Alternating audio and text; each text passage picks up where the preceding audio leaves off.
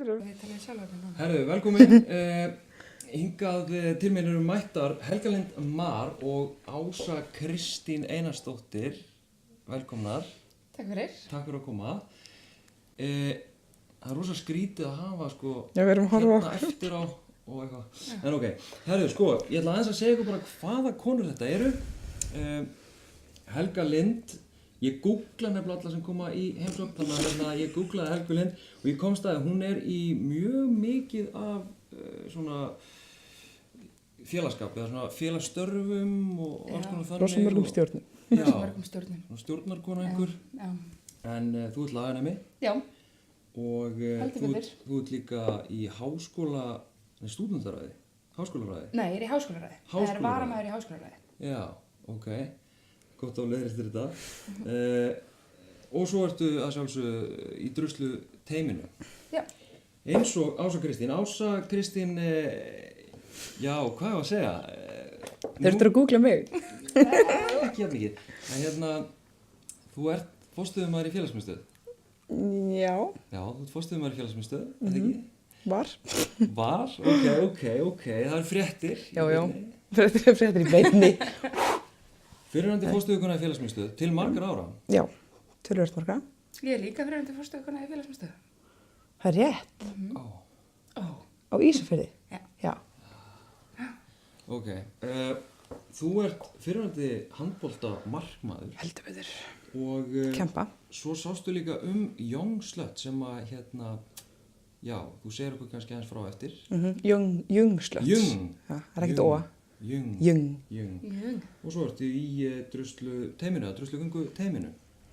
Já. Mér langaði bara að byrja á því kannski. Já, þið sjáu líka, við erum hérna með mjög frumstæðan mic, þetta er semst selfie-stöng. En við vonandi látum þetta ganga upp einhvern veginn. Ef einhver er að horfa og til í að kaupa handa okkur mic, þá er það rosa til. Spons. Herðu, ég var að byrja á sko, af hverju eru þið í druslu teiminu? Hvað vakir yfir ykkur? Hvað vakir yfir okkur? Alheims yfir að dauði. Já. Ég er búin að vera í teiminu síðan 2014, held ég. Já.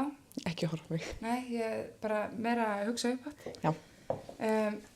En já, ég myndi segja ég er í teiminu því að þetta er bara málefni sem að snertir bæði á mér persónulega, þar sem ég hef sjálf gengið í gegnum bara ofbeldi á árinni og svo byrjaði ég líka rosa mikið að vinna í sem í kringum það að vera að starfa með úlingum og vilja einhvern veginn finna leiðir til þess að koma boðskap betur út og hef bara séð gönguna þróast bara mjög hratt og mjög vel síðust árum. Ok, þannig að þú ferð inn í þetta út frá persónulegu í rauninni passjónu fyrir Já, bara í rauninni því að eins og ég horfði á sko kannski sérstaklega eins og ég horfði sá fyrir mér broti sem ég verið fyrir það hefur verið svo auðvelt að koma í veg fyrir það líka. Já. Það er svo mikill skortur á fræðslu sem að býr til þessar aðstæður og gera það verkum að það er erfiðara fyrir mig að við nórið því. Það er bara svo margt sem að ef ég hefði vitað það hefði ég getað tekist allt öðru í sáðu það. Að hvaða leyti?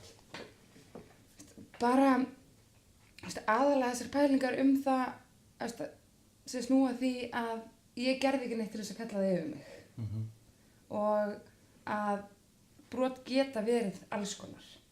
Brot er ekki bara eins og maður kannski hefur heyrt sem eru einhverju vondir menn í húsasundum sem eru draugasögurnar inn í þessu, það sem er hræðslusögurnar, heldur er þetta miklu frekar einstaklingar sem það þekkir, treystir oft og það sem aðstæður fara fram úr sér. Aðstæðurnar þróast bara lengur heldur en það er ekki. Ok. Það sem að ég hefði bara aldrei séð fyrir mér þegar ég er að þessum aldri, skilur. Já. Fyrir löngu síðan, það er bara ég hef aldrei heyrt það, að það gæti verið brot. Já, ég skil. Þannig að fattar þú kannski eftir á að þetta hafi verið brot? Ég fatta í rauninni strax að þetta sé brot og tala strax það þannig, en ég kannski tók það meira inn á mig og sökin væri mín að ég hefði getað komið í veg fyrir þetta eða ég hefði ekki átt að gera hitt eða þetta. það er seinna sem ég átti mig á hvernig ég get svona almennilega hvernig ég losa mig við þá hugsun. Okay. Ég vissi það á einhverju leyti en bjóð samt með skömmina, skilju. Já, skil. Þannig að bara eins og ég hefði sagt við, ef Ása hefði lent í nákvæmlega sömu hlutum, þá hefði ég sagt við hana bara að þú hefur ekki getað gert neitt. En ég gat ekki tengt það við sjálf á mig. Þannig að þegar ég fatta það í rauninni, þá verði ég líka einhvern veginn meira passionate fyrir því að koma þessum skilaboð lengra. Að við finnum þau öll hjá okkur. Já, ok. En Ása, af hverju ert þú að... Af hverju? Ég byrja 2017 bara, fyrir að var fyrsta ára mitt í druslugöngunni, í skipulagskjarnanum og byrja einmitt eiginlega svona svipum ástæðum og Helga Lind, eiginlega bara nákvæmlega sömu. Bara svona persónulega reynsla og einmitt að miðla ákveðnum boðskap til unga fólksins, búin að vera að vinna með úlingum mjög lengi og einhvern veginn í minni mitt brot gerist held ég aðeins seinna en þitt svona á ævinni og ástæðan fyrir að ég opna mig á mitt brot er druslugangan í rauninni og, eða, þú veist, já, og viðtöl bara sem ég les tengd druslugöngunni og opna á það þannig og finn fyrir baklandinu sem druslugangan er í rauninni og svo fer ég bara í sálfræðimeðferð og ég finn bara allan tíman að mér langar að nýta mína reynslu þó hún hafi verið ömuleg þá að nýta hana til einhvers góðs. Og það er einhvern veginn, við byrjum Young Sluts og ári seinna, já það er 2016 fyrst, ári seinna er mér boðið að vera með í skipulagskjarnanum. Okay. Og það byrjar sem félagsmiðstöðverkefni í samstarfi við druslugönguna. Já, kemurðu inn í druslugöngu teymið gegnum Já, unglingastarfið? í rauninni, já. Já, verður síðan partur af. Ok. Þannig að báðar komið með eldmóðin í gegnum persónulega reynslu. Já. Hvernig er það að vera einhvern veginn, meina þeir eru í viðtölum út allt, þið eru einhvern veginn að fronta þetta af því að þetta er aktivismi, þið eru að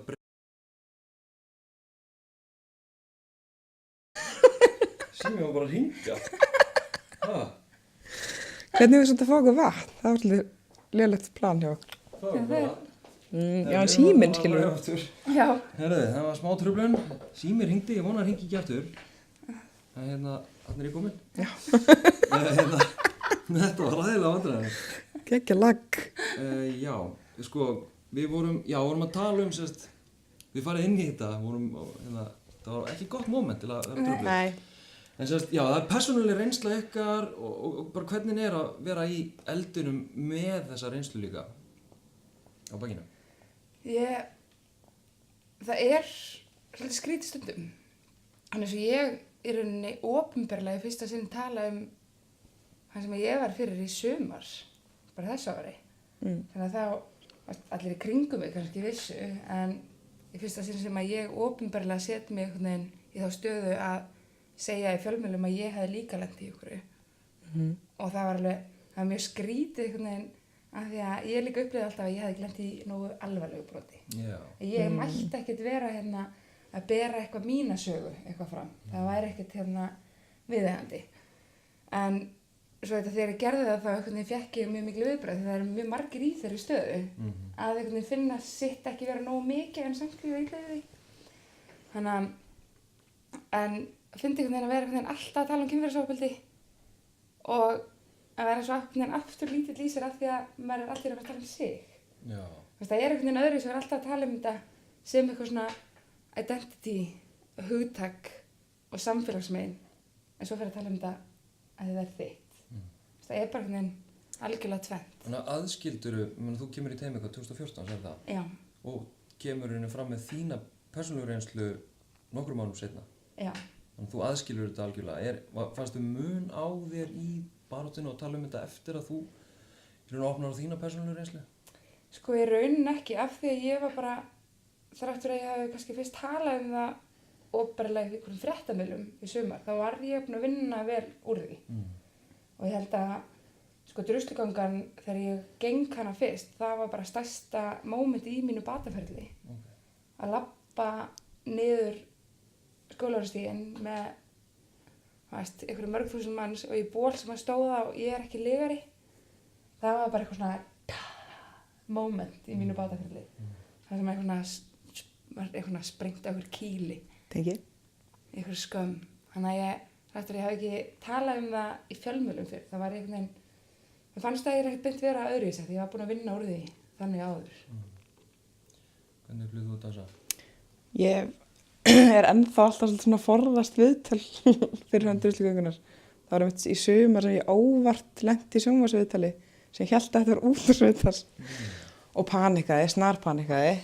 En þú veist, ég hef ekkert ennþá opnað eitthvað svona opinberlega í fjölmiðlum eitthvað á reynsluna mína og tala ekki, það er engin frontur hjá mér í rauninni. Nema bara við mína nánustu og ég var alveg, þú veist, skrifa eitthvað status á Facebook og eitthvað og opna alveg á þann að það er alveg vita mál en hef ekkert eitthvað þurft endilega að tala um það opinberlega þannig að en það er ógeðslega erfitt samt að við lifa og hrærast og ég fæ ennþá stundum alveg svona ok, þessi stelpa lendi í einhverju miklu verið, þú veist, þegar maður er að heyra sögur af því að við lendum rosa mikið í þegar við erum að selja varning og það eru fræðslukvöld eins og í sumar að það koma ekkert stelpur oft náttúrulega, en bara einstaklingar eru að opna á eitthvað í fyrsta skipti mögulega við okkur, ókunnugt fólk, en finna mögulega bara vonandi, er ég allavega að vona, að finna fyrir þessu baklendi sem að druslugangan er. Og að heyra ykkur að sögu, þá fæ ég alveg svona pínu minnumáttakend, en þú veist, það er náttúrulega mitt eins og þú sagðir, það er allt mismunandi, það snýst líka allt upplifun. Þetta svo klikkar maður alltaf einhvern veginn Alltaf að tjekka sig. Skamma sjálfa sig fyrir einhver upplifun, Já. að maður eigi ekki rétt á henni. Eitthvað svona, þessi hefur upplifað verra, ég á ekkert að vera væliður minni stöðu. Nákvæmlega. Svo klikkað, sko. En eru þið þá ekki bara skipulegja þess að göngu heldur, þið eru líka þá bakland fyrir þolendur ofbeldis eða?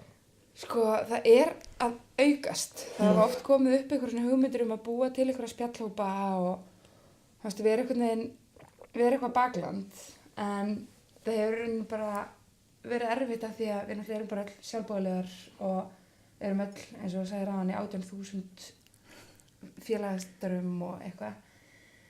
En það er einhvern veginn, við erum að starfið er einhvern veginn ekki lengur bara það að halda einhver eina göngu helgin fyrir verslunarhelgi. Heldur er þetta bara orðið einhvern veginn svo stanslaus vinna sem að við viljum auðvitað vera í.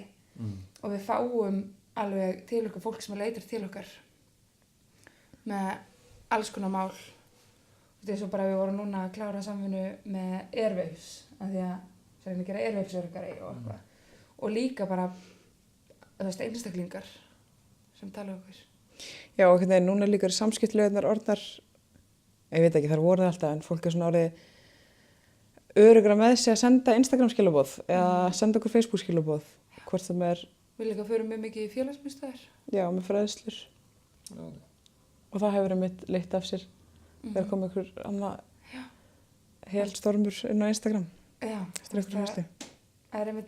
Það er svo merkilegt þegar við förum í fræðslu eitthvað að það er eiginlega í öll skiptin sem að það er eftir það, annarkvort kemur einhver að tala við okkur eða að tala við starfsmenn í félagsmiðstöðinni ofbeldi sem það er að verða fyrir eða hefur orðið fyrir. Okay. Eða eitthvað sem þau þekkja og Já. veit ekki hvernig það bregðast við. Af því að bara tölfræðin sýnir okkur að það er alltaf einhver í hóp sem við sett með meira sér bara 15 úlinga. Það er einhver þeirra með einhverja sögu. Tölfræðin er bara þannig. Og ef það er enginn að búa til sko samskiptilegðin fyrir þau að tala um þetta, þá hafa þau eitthvað vettvang til þess að byrja. Bara eins og vinkona mín sem að varð fyrir bara kynferðisofbeldi sem barn, hálfur stjúpappa síns, hún var alltaf að bíða, bara frá því hún 12 ára, þangað til hún 17 ára og segja langs frá, hún var alltaf að bíða eftir eitthvað myndi spyrja. Já, ok. Vist, hún sagði aldrei neitt, að því hún hugsaði að það hljóta allir að sjá þetta. Og svo þú veist, eftir á þegar hún talar um þetta, þá er allir eitthvað, já, ég vissi alltaf að það er eitthvað skrítið. Þú er enginn að spyrja. Á hverjum einstegi að bíða eftir því að einhver myndi spyrja. Það hefði hún sagt frá miklu fyrr. Ég skil, ok. Þannig að þegar þú ert að burðast með eitthvað svona, að bara tjekka. Þess að fara til krakkar og tala um þetta og segja, veist, og bara það að segja, það eru eitthvað hér inni. Veist, og segja þeim, þið getið þetta samband við okkur. Þið getið, ég tala við starfsmennina í félagsmiðstöðinni okkar, þið getið tala við þau líka eftir á. Það bara opnar á þetta. En það er líka það sem alltaf mér finnst það sem vil drifkraftur er að gefa líka þó það sé enginn, ef svo heppilega vill til, að gefa þá samt krökkunum þessi verkfæri í hendunar að vita hvert þau að leita, vita hvað þau að segja ef einhver leita til þeirra og ef þau lendi ykkur sjálf hvert þau geta leita og bara hvað þau geta gert. Að það sé einhver sem er tilbúin að hlusta, alltaf. Þó það sé... Og hvert geta þau leitað? Hvað geta þau gert? Það er nefnilega svolítið erfitt með þessa krakka, af því að það er gat í úrræðum hana. Já. Það er, að því við vorum að tala um krakka sem eru að þeim aldri, sérstaklega við vorum að tala um félagsmiðstöðvarnar, sem að lenda í aðstæðum sem þau ráðu ekki við, en vilja samt ekki fara til foreldra sinna, en þau megi ekki leita sér neitt hjálpar án samþykkis forráðamanna, að þau eru ekki á nótuna. Þau geta ekki farið í barnahús, þau geta ekki farið í stígamót, geta ekki farið í bjargarlíf, af því að það verður alltaf að samþykja til forráðamenn. Og af því ég hef núna verið í nokkrum svona málum þar sem að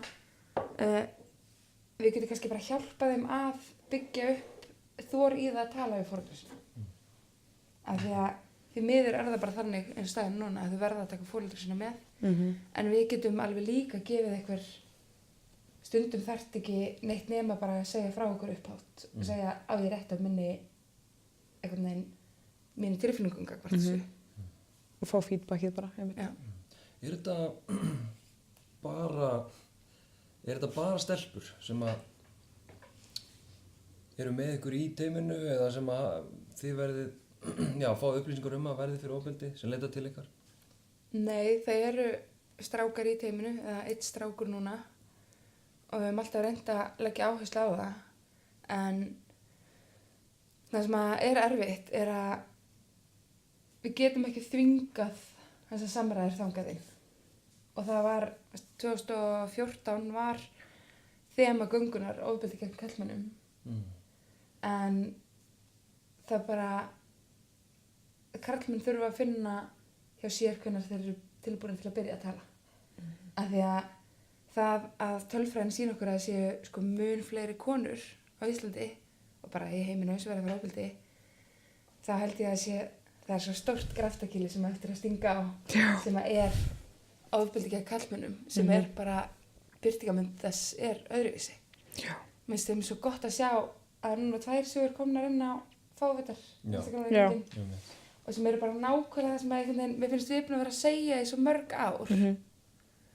Nákvæmlega þetta, að það er miklu meira það heldur en að við einhvern veginn sjáum og heyrum það sem að karlmenn verða fyrir kynferðisofbeldi sem er, og þessu kynferðisofbeldi sem er svona algengasta birtingarmyndin í dag á Íslandi, það sem að eru einstaklingar, það sem annar upplifir kynlíf og hinn ofbeldi. Það sem er farið yfir mörk eitthvað og þetta segir ítrekka nei. Og það er kannski beitt öðrum aðferðum, þetta er kannski ekki líkamlegt ofbeldi í mörgum tilfellum, heldur, kynferðisofbeldi er alltaf líkamlegt ofbeldi, en það sem er sko þvinganir og þvingar einhvern til að segja já á endanum. Sektarkenndaður inn í það að einhvern veginn stunda kynlíf. Og ég held að þetta sé mjög stórt box sem eigi eftir að springa. Vonandi fljótlega. Þá með karlmenn? Já, ok. Af hverju heldur það?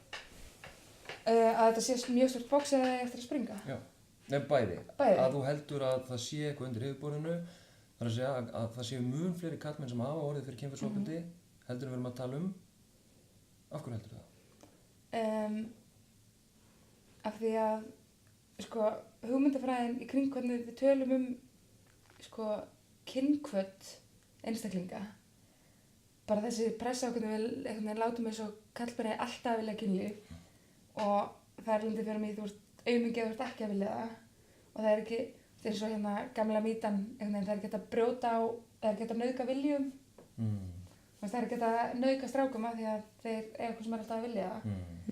Og nú hef ég bara átt þetta samtal við rosalega marga stráka í kringum mig og bara í þessari vinnu síðustu ár og mér finnst alltaf koma upp í samtali við einn og einastæri sem er svona já, reyndar þegar ég hugsa það, þá geti þetta kannski hafa verið svolítið skrítið. Þetta, já, ég vildi reyndar ekkert þarna, en það er bara ekki búið einhvern veginn að opna og þeir megi tala það sem brot gegn sér. Að þeir eiga að vilja það. Já, að þeir eiga vilja og eitthvað svona, þú veist, þessar kallmennsku pælingar að þeir megi ekki einhvern veginn líða illa yfir því. Já. Þá er maður minni maður. Já. Já. Þess að bara, þú veist, meina, gaurið fækst að ríða.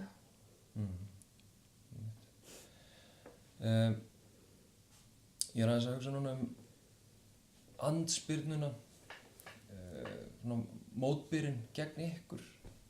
Hafið þið fundið fyrir slíku? Já. Það fyrir alltaf minkandi.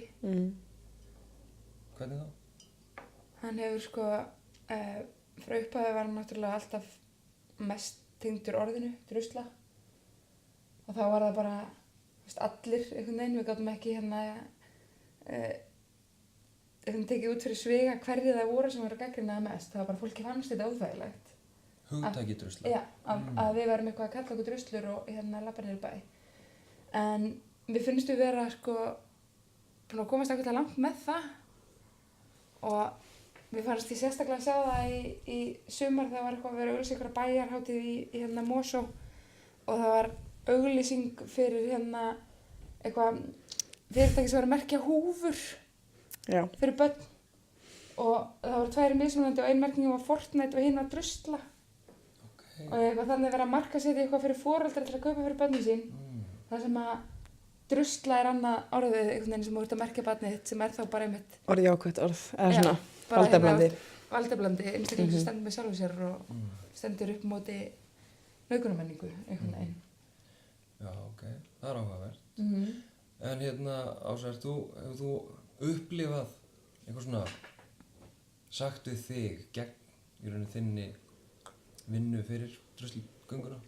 Í rauninni, nei, ekkert persónulega, sko. Nefnum bara eitthvað svona grín heima hjá mamma og pappa. Eða þú veist, eitthvað svona sem það er allir ennþá að læra. Það er alveg kynslóðabil og svona. En nei, í rauninni ekki, ekkert alvarlegt. Og ef það er eitthvað þá skilur ekkert eftir sig af því að mann er eitthvað að koma með mótrök og útskýra það fyrir aðalanum og vonandi fá hann til þess að hætta. En hvað? Eða veist, já, skilja. Það er alveg afkýmar internetsins sem er ennþá verið einhvern veginn sem maður sér ótrúlega einkennilega orðræðu oft. Já, og það er einmitt líka svolítið, við erum náttúrulega bara í okkur búblu með okkar fólk svona í kringum okkur og þá orðræðu sem við veljum. Já, bara eins og ég sé vera að gera lítið úr druslugöngunni í rauninni af því að við séum að gera lítið úr feminisma með druslugöngunni. Það sem þetta er sett upp einhvern veginn svona 2 myndir, súffragettur einhvern veginn að berjast fyrir kosningarétti, fullklæddar og svo séum við eitthvað hálfnaktar og með spjald sem sendir á slött. Eitthvað bara þetta went downhill eitthvað, síðan fram á ég sé nú aldrei sem að tapa. Já, allt önnur barátta. Já. Já, er það sem að þið fáðu á okkur að þetta sé Ég hef bara séð þetta, það er ekki verið að senda, þetta er ekki eitthvað sem við erum að fá beint á okkur, sko. Ég held að fólk sé ekki, við fáum ekki beint, einhvern veginn, skilaboð sem hefur verið að gera lítið úr okkur, einhvern veginn. Það veist, þegar ég segja okkur þá er að tala um það var eitthvað síðasta árið, fengum okkur Facebook skilaboð.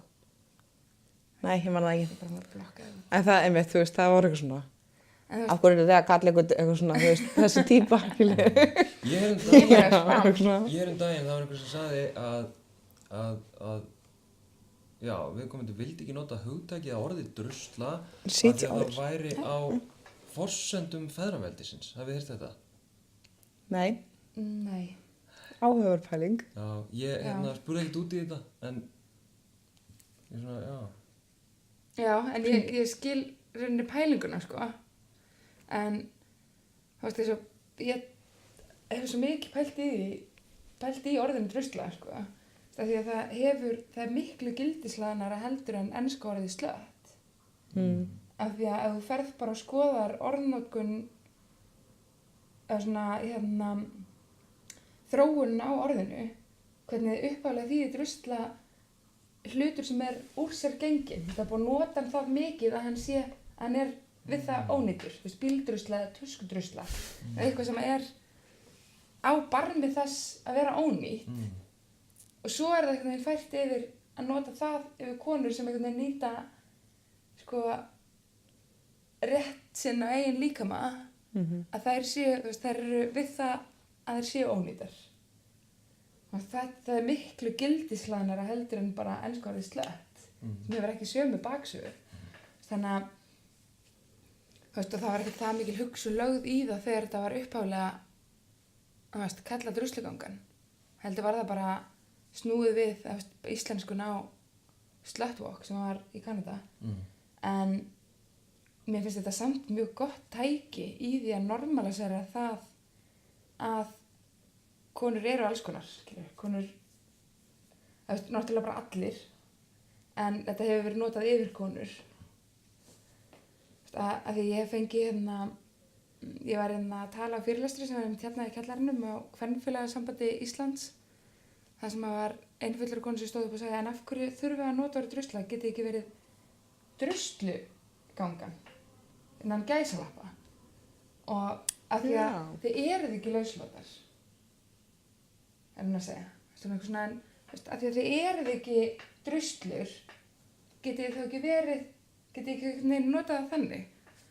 Þú veist, en þá með því samt þá er þetta að segja að sé slæmt að vera einhver sem að nýtir frelsi sitt til þess að stunda kynlíf. Þannig að við þurfum einhvern veginn að normalisa allan skalan sem þú stundir ekkert kynlíf, það er rosalega mikið af því. Já, en þessi konu mitt hefur örugglega ekki verið tilbúin að samþykkja. Nei. Þú veist, hún var bara tilbúin að koma með í baráttuna það. Því hún vildi vera drusla, en hún er ekki lauslát. Nei, hún var tilbúin að vera með í baráttuna það að bera sig kynferðisofbeldi, en ekki einhvern veginn kynfrelsinu. Já. Ok. Mér langar aðeins svona, að því við viljum að, ég held að við séum að fara að nálgast áldumann, skrýmslavæðinguna og aðeins að því núna ég upplifði það allan að það er ákall eftir því að gerendur ofbeldis gangist við því að hafa beitt ofbeldi og í dag erum við aðalega að tala um karlmenn. Að gerendur eru langflestu tilvikum karlmenn og ég get vísað í tölur frá Stígamótum því til rökstuðnings. En síðan erum við á sama tíma við köllum eftir því að gerendur taki ábyrgð á gjörðum sínum að þá erum við samt sem aður svo svart hvít. Við erum annarkvort bara flott fólk eða fávitar. Og það er eiginlega ekkert, eins og ég upplifa það í kringum mig, að þá er ekkert afskaplega mikið svigrúm fyrir gerendur að gangast við brotunum sínum. Þannig að ég velti því fyrir mér, hvað sjáu þið fyrir ykkur að þurfa að gerast til þess að gerendur finni stuðning eða finni að þeir geti gengist við brotum sínum? Þeir þurftu náttúrulega bara að fá að leita sér hjálpar einhvers staðar. Það sem ég hugsa oft einmitt að mögulega þetta er svo algengt að þetta eru brot sem að þeir kannski gerir sér ekki grein fyrir að hafa átt sér stað fyrir en eftir á að þeir upplifa það sem kynlíf og þá hlýtur það samt að vera ímyndaði mér ákveðið sjokk að heyra ég fór mörkin og ætti það ekki vera einhver vettvangur fyrir þá alltaf í kallkyni en þá til þess að leita sér hjálpar. Og nú veit ég til dæmis að minn gerandi leitaði sér sálfræði hjálpar og ég mínar tilfinningar gátt honum í dag eru allt aðrar en þær voru. Þú veist, mér langar ekkert mikið umgangast hann en hann á samt alveg að eiga sína vinnu, sína fjölskyldu, sína vinnu. Skilja, hann þarf að lifa sínu lífi af því ef hann útskóður samfélaginu þá myndur bara halda áfram í sinni búblu, halda áfram að vera gerandi. Já. Er það neitt sem ég hugsta?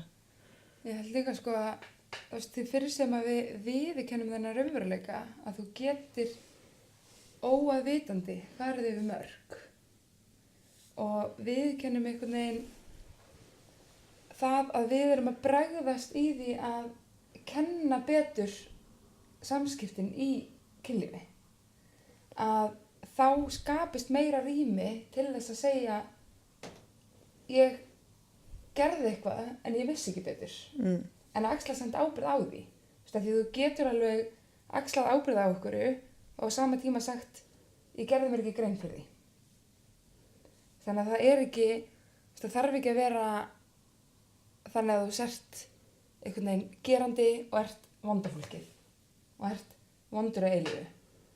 Og ég myndi vilja skipta upp nauðgunum sko innan réttakerfisins í rauninni þannig að við getum verið með nauðganir af gáleysi og af ásetningi. Af því eins og horfum á til dæmis bara morð, þau geta verið að gáleysi og ásetningi, en það þarf ekki að gera lítið úr sko upplifun þolenda af því að þú varst alveg jafn mikið fyrir nauðgun, alveg svo að þú ert drepinn saman hvort það að segja gáleysi eða ásetningi, skilur bara jafn mikið dáin, því það er alveg jafn mikið nauðgað, en til þess að geta búið til rými, það er sem þú getur einhvern veginn gengist við því að hafa gert eitthvað að þér. Af því að meðan við setjum þetta svona svart og hvítt upp núna, þá er ekki rými fyrir neitt til þess að spegla sig í þessum raunveruleika. Og af því að, og meðan að enginn er fyrstur að stíga fram einhvern veginn og með þá sögu, skilurðu, að þá er það bara, þá er það best fyrir þig sem geranda að annarkvort neita fram í rauðandauðan, eða,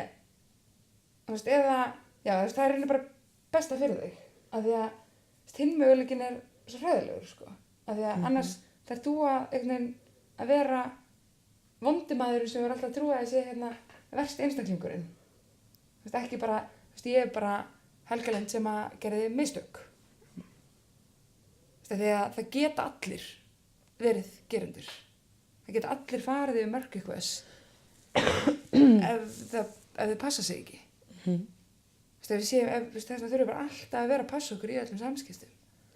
Og það líka kemur svo mikið inn í eins og með unga fólkið sem við höfum öll unnið svolítið mikið með, er að fræða þau og kenna þeim þessi samskipti og þess vegna er það svo ótrúlega mikilvægt að til þess einmitt bara komið í veg fyrir allar þessar gáleysisnauðganir í rauninni. Já. Þú veist líka því að, og ég held að við sem eru svona mikið að vinna innan þessa málaflokks, þurfum að breyta orðræðinu okkar svolítið og hætta að tala nauðgarana eða gerenduna, af því að svo erum við bara alltaf að lenda í því að það er einhver innan okkar hóp, skilur, sem kemur upp saga og eitthvað. Við þurfum að tala okkur sem einstaklingar líka sem þurfum að læra að passa okkur sjálf í samskiptum við aðra. Það er ekki bara hvernig við að stoppa þessa gerendur, þessa ljótuvondu gerendur sem eru hinir, hitt fólkið sem brýtur af sér, heldur við getum öll lent í því ef við pössum okkur ekki. Þú veist, og ef við gerum ráð fyrir einhverju, þú veist, þetta er svo, við þurfum svo mikið að breyta líka hvernig við horfum á það. En er mögulega ekki skiljanlegt þetta zero tolerance fyrir í rauninni gerendum vegna þess að það er búið að vera svo í langan tíma sem að til dæmis konum er bara átómatist ekki trúað þegar þær koma fram með sögur eða reynslu að þá kannski viljum við bara svolítið halda í það að loksins heyrist hátt og loksins er átómatist í rauninni verið að trúa. Já.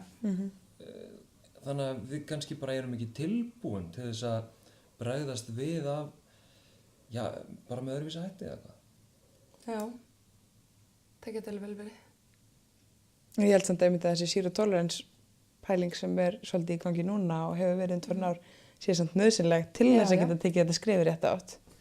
Þannig að við þurfum svolítið að vera í þessum fasa að bara gjörsamlega útskúfa. Sko ekki útskúfa þeim til dæmis úr samfélaginu, skilur, við erum ekki að útskúfa þeim úr lífinu, heldur kannski ef að tveir aðilar að vinna á sama vinnustað að gera það safe space fyrir þolandan frekar en gerandan, eða þú veist að útskúfa hann kannski, eða þá flytur hann, ég veit ekki, einhver lausn, en ekki samt hann á alveg möguleika á eðlilegu lífi, af því að við útskúfum það þá verða þeir bara hitt fólkið, eða þú veist, að gera vondu hlutina sína, eitthvað. Það sem ég er að segja með hinn, það er ekki einhvern veginn að við þurfum öll að lifa og hrærast í því að við séum öll einhvern veginn þolendur og gerendur og við séum bara öll að finna út úr því saman. Það verður ennþá að geta verið þetta rými, það sem að, og skapa það umræði, ef það kemur upp að þú sért gerandi, þá ert þú líka bara að hafa vita því að bakka út úr því rými. Skilu, ef það kemur upp innan einhvers félagsskapar, eða innan eins og sér vinnustæðar, eða þá á það það space, það rými á að verða rými þolanda og við getum lifað eftir zero tolerance stefnu án þess að það sé svona mikið sko othering. Hvað íslenska hugtakið yfir svona othera? Útskúfa? Aðra. Aðra? Já, þú veist, þetta ekki endilega Aðrir. útskúfa, heldur svona, Aðrira? þú veist, að vera alltaf að tala um hina. Já. Já, ég skil. En hvað með, ef við tökum bara dæma, þegar þau dæmi áreitni eða ofbeldi sem hafa komið upp í fjölmiðlum til dæmis, bara núna, það sem að ég man núna uppistandarinn Bedbrei? já, einmitt, þú veist, það kemur upp einhvern veginn og viðbröðin, já kannski þau einu sem að hefði verið möguleg fyrir hann var bara að bakka út úr öllu og draga sér hlé. Hvernig lítið þið á það dæmi til dæmis? En hann samt bakkaði líka ekki út úr eða sko, nú er ekki alveg 100% með hvernig þetta mál allt sem hann fór, en mér skilst hann hafi alveg leitað til stelpunar sem að hann áreitti og beðist afsökunar og tekið ábyrgð á því sem hann gerði. Já, eftir að þetta kom upp. Já, eftir að það komu upp. En nú veit ég náttúrulega ekki hvernig þessar aðstæður voru, eða þú veist. Já, mér fannst afsökunarbeiðnin vera einhvern veginn, mér fannst hún vera prump. Sko, opinbera afsökunarbeiðnin var Bara, hún var ekkert nema loft, sko. og sýndarmennska bara algjör einhvern veginn. Þú veist, ég upplifði hann þannig að því ég upplifði enga innlegni í henni. En ég get vel trúið að hann hefði upplifað eitthvað panik, skilur, auðvitað. Já. Ég held að hann hefði ekkert verið eitthvað, fuck it, ég skrifa bara eitthvað. En þú veist, við þurfum bara allir einhvern veginn að setja meira innlegni í það þegar við erum að axla ábyrgð á okkur. Og mér fannst þetta verið, það var ekki eitthvað, já, ég brauta mér að ég fór yfir strikið, einhvern veginn, það var eitthvað, þetta var svo steril, einhvern veginn yfirlýsing. En- Það var engin innlegni í. Já, einmitt. Ég vil alltaf trúa svo góð upp á alla, en það, þú veist, það sem ég einhvern veginn sá, eins og ég skildi þetta, hann hefur vonandi farið með einlæga afsökunarbeiðni til þolandans, Já, að því algjörlega. skuldar hann almenningi einhverja afsökunarbeiðni. En það er nefnilega munurinn á því skuldar hann almenningi afsökunarbeiðni þegar hann er Og- opinber persóna. Já, reyndar. Þegar hann er persóna sem er í sjónvarpinu okkur einasta föstudagskvöldi, þegar hann er persóna sem er verið að borga fullt af peningum til þess að koma og segja óveðandi brandara á ásatíðinni, Já, skuldar hann þá ekki pínu opinber jú, afsökunarbeiðni? 100%. Þú veist, hann er ekki Jón Jónsson einhver á Subway á Akureyri. Heldur Og hann ekki Björn Frægi. Bragi. Nei, já, ekki hann Jón Jónsson.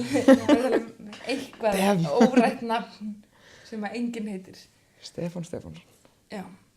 Þetta er að því að þegar þú ert orðið opinbert nafn, þá berðu öðruvísi ábyrgð. Já. Hvernig hefðu viljað sjá hann takla þetta þegar þetta er opinbert mál og ég er svo tengist honum ekki neitt og veit ekki neitt um þetta nema það sem ég sá í fjölmiðlum. Mér finnst bara áhugavert að taka svona relevant case og velta því upp. Hann brást svona við, þið hafið lýst ykkar svona skoðun á því hvernig hann brást við og hvað var ekki gott og svo frammeir. Hvernig hefðu þið viljað sjá Björn Braga bregðast við þegar þetta kemur upp? En það er alltaf bara, þegar ekki, já. Það er alltaf bara sem hún sagði hann, bara að setja smá innlegni í þetta og Skilur, eigna sér brotið svolítið. Að þú gerðir þetta er þínur gerðir og takt ábyrgðaðum. þú veist, það var viðbjóðslegur í þessu vídeo, þú segir bara, sorry, ég var viðbjóður. Já, Og líka, þú veist, hann þarf ekki að koma með lausnina neina það. Ef hann hefði bara stíðið fram og sagt, ok, ég sá núna hlið á mér sem að ég vissi ekki að ég byggi yfir. Eða eitthvað. Það ég veit ekki, kannski vissi hann vel að hann byggi yfir þessari. Já. Þú veist. En hann getur sagt það, sant? Núna er ég að fabulera, þú veist. Þú veist, þarna sá ég eitthvað sem ég vissi ekki að ég ætti til í mér. Við þurfum kannski að ræða svolítið af hverju búum við til þess að normaliseringu á því að við strákarnir allir í kringum með að við höfum okkur svona þegar við erum fullir. Af hverju erum við að gera þetta? Af hverju höldum við höfum rétt á því að einhvern veginn fara undir kjólinn hjá 17 ára stelpa á Subway? Veist, að því að bara kjólinn hjá einhverjum á Subway, saman hvort 17 ára eða 35 sko. Það er örugglega það sem hann er að, ef hann er góði gæinn sem að einhvern veginn vill trúa að hann sé, Já. að það er hann örugglega þarna sjálfur í hausnum, bara eitthvað, þú veist, what the hell? Að þetta er líka svo mikið menningin. Þetta er Já. svo normalisir, þetta er svo eðlilegt að haga sér Ég svona myndi niður í bara bæ. sjá svona vídeo af ykkur, þú veist, kannski, Já.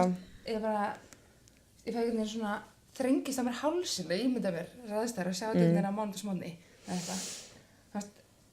Þú veist, ég get bara ímyndað mér að hann hafi farið í eitthvað svona pínu panik. Og hann hafi bara komið innlagnina í því fram, skilur. Af því að hann ekkert fyrsti maðurinn sem hefur gert þetta eða síðasti.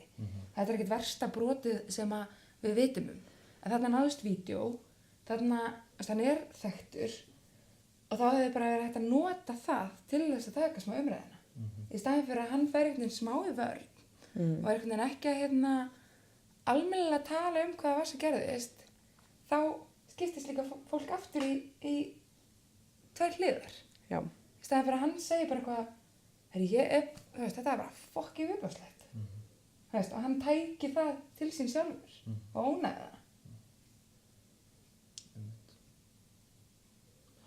Já.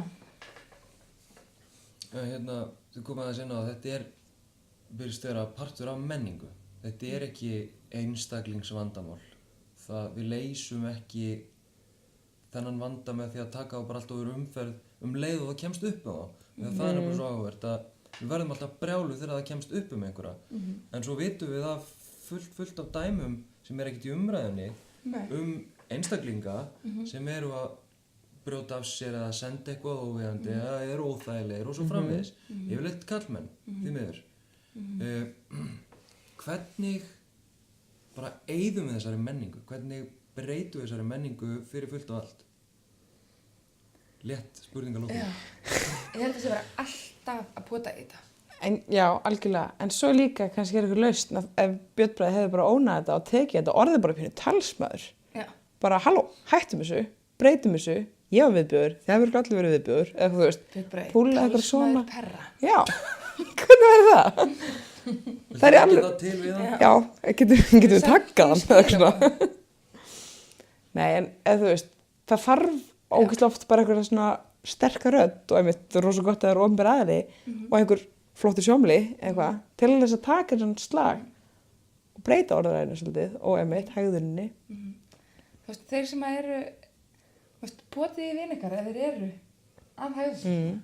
Ég var ásatíð daginn með ásatíð starfsmanna Háskóla Íslands og endiðum á því að vera einhvern veginn að horfa á einstakling sem var bara predatorinn í aðstæðunum og vorum alltaf einhvern veginn að potið hann og beða hann að hætta það sem hann var að gera og svo við samtalið voru konu og hún eitthvað, já, þetta er ekki önnur, ekki fyrst, ekki önnur, ekki þriðja ásatíðin sem hann lætur svona. Og þá við vitum fullt af svona einstaklingum sem eitthvað svona, hann nú svolítið erfiður þegar hann drekkur. Og svo bara ræðum við það samt aldrei. Við bara reynum eitthvað svona aðeins að meðvirkna stoppa aðstæðandir á þessu stað. Meikum að meðan það að gerast og svo glemum við þetta eftir. Já, svo bara nefna það ekki. Við þurfum bara að nefna það. Við þurfum bara að tala um það. Það bara búið svona bandarísk intervention. Já. Þegar þú ert alltaf að gera eitthvað og það bendir ekki ná að þessi skrítið. Og heldur þessi eðlilega hegðun. Já. Og ert kannski meira þess að efast það sjálfur. Ert eitthvað, er það kannski of mikið? Á ég ekki hösla svona? Já. Nei, það væri ekki að segja eitthvað mig að þetta væri viðbjóðslegt, skilur. Nákvæmlega. Getur ekki verið að segja, eins og Björn Bragi, ég ekki perri, það ekki bara að segja neitt um mig. Þetta bara alltaf að vera að pota í svona hegðun. Og bara alltaf á tánum. Já. Eins og með allt. Og líka bara þetta sé lítilvægt, skilur, segja bara svona, þetta er pínuskrítið. Já. Og að fólk fara endur ekki í vörn við, vera bara eitthvað, já, það er rétt. Ég þarf að endurhugsa þetta aðeins. Endurstilla smá. Akkurat. Af því við þurfum einmitt alltaf að vera á tánum, eða þú veist einmitt, við þurfum að vera á tánum og var það ekki í bókinu okkar sem var stöðnun er dauði? Já. Þú veist, það við stöðnun er dauði. Hvað áttu með því? Við megum aldrei hætta, baráttan er aldrei búin og þetta þú veist, við vinnum aldrei þetta stríð einhvern veginn, það kemur alltaf bara eitthvað annað og við þurfum bara að minna okkur á, svo bara gleymum við að hugsa eitthvað og þá bara fellur það í sama já. Viltu útskýra þetta? Nei, bara nákvæmlega eins og þetta. Það er bara að vera alltaf vinninni. Já. Trekki áfram. Vélina. Kreista bólurnar. Já. Fyrsta kraftakilin. Þú veist, þetta er bara eins og það sem við getum gert núna hérna, en svo ég er alveg til í að við myndum bara breyta hvernig samskipti kynjanna eru sýnd í bíómyndum og allt það. Það er miklu stærri pakki. Já. En meðan við erum ennþá að kjósa að horfa á bíómyndir og þætti sem að sýna fram á það, að sýna svona hegðun, þá er það ennþá framleitt. Þannig að við byrjum á að breyta okkur, við hugsaum að heitin í kringum okkur. Með því að bóti hvert annað? alltaf að byrja það. Með samþyggi. Já, ekki snerta án samþykkis. Þannig þarf ég að biðja leyfi þegar ég ætla að leiðrétta þína. Þú veist, það ætla að snerta eitthvað, þú veist. Huglægt pota, skilur. Já. Það er ekki vera eitthvað, ekki vera að pota í hvort annað eitthvað, allir poti alla. Ég skil, Herru, takk fyrir spjallið, takk fyrir að koma. Takk fyrir að hafa okkur. Ég ætla að slökka á þessu streymi. Ég er alltaf þessu. Við erum eftir Helgi að pota. Akkur reyfið ég mig svona mikið í dag. Nei, ég er búin að vera svo miklu vandræði með hendurna mínar af því ef ég myndi að tala svo mikið um hendurna þá væri ég búin að hella niður, sko.